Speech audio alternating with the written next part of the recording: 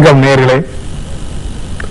இன்றைய உலக உத்தமரின் உயரிய சிந்தனைகள் பகுதியில காந்தியடிகளோட வாழ்க்கையில நடந்த முக்கியமான நிகழ்ச்சிகள் எல்லாத்தையும் பார்க்கிறோம். காந்தியடிகளோட பல தலைவர்கள் இணைஞ்சு வேலை செஞ்சாங்க.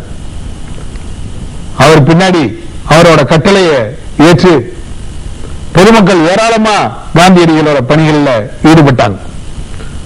ஆனா காந்தியடிகளோட மனைவி கஸ்தூர்பா காந்தி காந்தியடிகளோட இணைஞ்சு அவரு எங்கெங்க போறாரோ அங்கெல்லாம் கூட போய் அந்த போராட்டங்கள்ல எல்லாம் தன்னையும் இணைச்சுக்கிட்டு ஒரு போராளியா இந்திய மக்களுக்கு ஒரு வழிகாட்டியா கஸ்தூர்பா காந்தி இருந்தாங்க.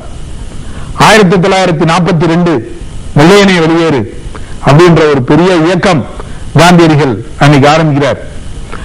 அந்த காந்தியடிகள் அந்த இயக்கத்தை ஆரம்பிச்ச உடனேயே கைது.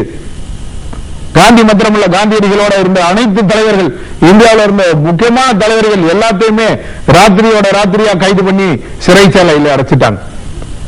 அப்ப காந்தியடிகளோட இருந்த கஸ்தூர்பா காந்தி வெள்ளையனை வெளியேறில அன்னைக்கு சொன்னது டூ ஆர் டை, செய் அல்லது செத்துமடி, இந்த காரியத்தை செஞ்சு முடிக்கணும், அப்படி இல்லை அப்படின்னு சொன்னா செத்துமடிய தயாரா இருக்கணும் அப்படின்ற செய்தியை அன்னைக்கு மக்களுக்கு காந்தி கொடுத்தார். அந்த செய்தியை தன்னோட மனசுல ஏந்திக்கிட்டு கஸ்தூர்பா காந்தி அந்த போராட்ட களத்துக்கு போறாங்க. கஸ்தூர்பா காந்தியை கைது பண்ணிடுறாங்க. கைது பண்ணி அவரையும் ஜெயில அடைச்சிடறாங்க. காந்தி கஸ்தூர்பா காந்தி எல்லாரையும் ஒரே ஜெயில கொண்டு போய் போறாங்க. ஜெயில அது ஆகா கானோட அந்த வீடு, அந்த வீட்டையே சிறைச்சாலையா அவங்க கன்வெர்ட் பண்ணிடுறாங்க. அந்த மாத்தி அந்த இடத்துல எல்லாத்தையும் கொண்டு போய் அடைச்சிடறாங்க. மகாதேவ் தேசாய் அங்கதான் இருக்காரு. கஸ்தூர்பா காந்தி, மீராபகன், சுசிலா நாயர், காந்தி எல்லாருமே அந்த சிறையில இருக்கிறாங்க. சிறையில அடைக்கிறதுக்கு முன்னாடியே கஸ்தூர்பா காந்தியோட உடல்நிலை அவ்வளவு தூரம் நல்லா இல்லை. அதனால அந்த சிறைக்கு போன உடனே உடல்நிலையில ஒரு பெரிய ஒரு மாற்றம் வர ஆரம்பிக்குது. அப்ப கடைசியில அந்த நேரத்துல அவரு அதுக்கு முன்னாடி மகாதேவ் தேசாய் 1942 சிறைக்கு போய் 4 நாள்லயே அவர் இறந்து போயிடுறாரு. அதுக்கு பின்னாடி கஸ்தூர்பா காந்திக்கு உடல்நிலை சரியா இல்லை. அங்க கூடவே டாக்டர் சுசிலா நாயர் இருக்காங்க. அவங்க அப்பப்ப கஸ்தூர்பா காந்தியோட உடல்நிலைக்கு வேண்டிய இதெல்லாம் செஞ்சு கொடுக்குறாங்க. இருந்தாலும் கூட அவங்களோட உடல்நிலை நாளுக்கு நாள் ரொம்ப மோசமான ஒரு கட்டத்துக்கு போயிட்டு இருக்கு. ஒரு கட்டத்துல அவங்களுக்கு இனிமே ரொம்ப வாய்ப்புகள் ரொம்ப குறைஞ்சிருச்சு அப்படின்னு நினைக்கும் போது இன்னைக்கு காந்தியடிகளும் அந்த அந்த பிரிவை ஏத்துக்கிறதுக்கு தயாராயிட்டார். அந்த பிப்ரவரி மாதம் 22ஆம் தேதி 1944 அந்த ஜெயில இருக்கும் போதே கஸ்தூர்பா காந்தியோட உயிர் போயிருது. இப்ப அந்த கஸ்தூர்பா காந்தியோட அந்த கடைசி இறுதி சடங்குகள் அதெல்லாத்தையும் எப்படி பண்ணணும் அப்படின்னு காந்தி என்ன நினைக்கிறாரு அப்படின்றத தெரிஞ்சுக்கிறதுக்காக காந்தியடிகளை சந்திச்சு பேசுறதுக்காக ஒருத்தர் வர்றார். ஆங்கில அரசோட பிரதிநிதியா ஜெயில காந்தியடிகளை சந்திக்கிறார். அப்ப அவர்கிட்ட காந்தி சொல்றாரு, 3 வழிமுறை இருக்கு. ஒண்ணு, கஸ்தூர்பா காந்தியோட உடலை அவங்களோட குழந்தைங்க கிட்ட கொடுத்துருங்க. குழந்தைங்க அவங்க அரசாங்கத்தோட தலையீடு இல்லாமையே அந்த இறுதி சடங்குகளை எப்படி பண்ணணும்னு நினைக்கிறாங்களோ அதே மாதிரி பொதுமக்களோட சேர்ந்து அந்த இறுதி சடங்கை நடத்திடட்டும். இது முதல். அப்படி இதுக்கு அரசாங்கம் ஒத்துழைக்க தவறுச்சு அப்படின்னு சொன்னா வேணா இன்னொரு ஆப்ஷன் எடுத்துக்கலாம்.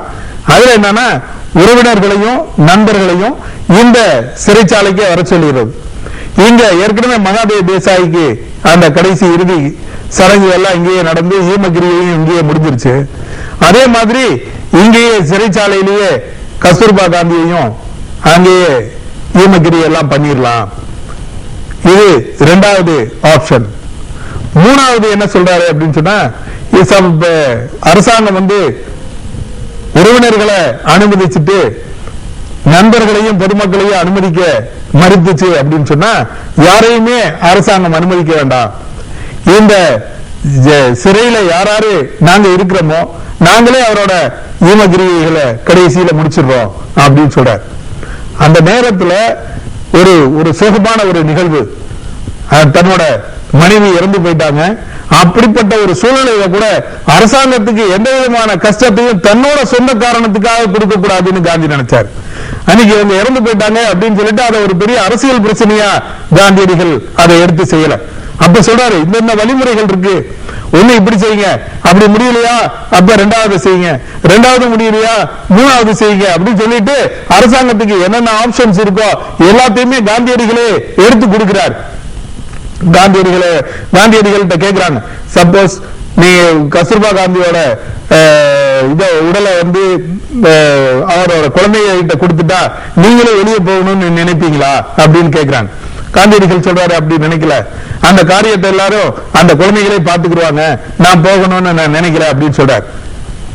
அதனால அரசாங்கம் எல்லாத்தையும் திட்டம் போட்டு பாக்குது என்ன செய்யலாம் அப்படின்னு சொல்லிட்டு பொதுமக்கள்கிட்ட கொண்டு போய் இந்த உடலை கொடுத்து அது ஒரு ஊர்வலமா எடுத்துட்டு போய் அது ஒரு மக்கள் எழுச்சியை உருவாக்குறதுக்கு காரணமா அமைஞ்சிருமோ அப்படின்றதுனால ரொம்ப எளிதா அரசாங்கம் எடுக்கக்கூடிய முடிவு அப்படின்றது இரண்டாவது முடிவு.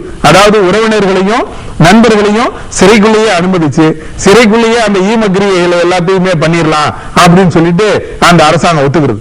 அதனால மகாதேவ தேசாயோட சமாதிக்கு பக்கத்திலேயே இவரோட உடலையே வச்சு அந்த சிதைக்கு தேவதாஸ் தன்னோட கடைசி மகன் அவர் தேவதாஸ் அந்த கடைசி காரியத்தை எல்லாத்தையுமே செஞ்சார். அப்ப காந்தி சொல்றாரு, தன்னோட மகன் மகாதேவ தேசாயும் அவரை பொறுத்தளவு ஒரு மகன் மாதிரி தான், அந்த மகனை பிரிஞ்சு இருக்க முடியல போல தாய், அதனால தாயும் அந்த இடத்துக்கே போயிட்டாங்க அப்படின்னு சொல்லி வருத்தத்தோட சொல்லி அந்த நிறைவான ஒரு வாழ்க்கை ரெண்டு பேரும் காந்தியடிகளும் கஸ்தூர்பாவும் வாழ்ந்த அந்த நிறைவான வாழ்க்கை எதிர்கால சந்ததியினருக்கு வழிகாட்டியாக அமையும் அப்படின்னு சொல்லி காந்தி அந்த இடத்துல சொல்றார். மீண்டும் உலக உத்தமரின் உயரிய சிந்தனைகளில் சந்திக்கலாம்.